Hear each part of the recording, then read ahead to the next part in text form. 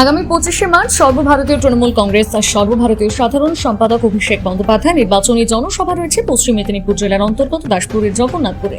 সেই সভার একেবারে প্রস্তুতি খতিয়ে দেখলেন এবারে দাসপুর বিধানসভা থেকে তৃণমূলের হয়ে দাঁড়ানো প্রার্থী আশিস হুদাই। তার দাবি এই জনসভা একেবারে ঐতিহাসিক জনরূপ ধারণ করবে। প্রায় 20 থেকে 25 হাজার মানুষ অভিষেক বন্দ্যোপাধ্যায়ের বক্তব্য শোনার জন্য মাঠে এসে হাজির হবেন।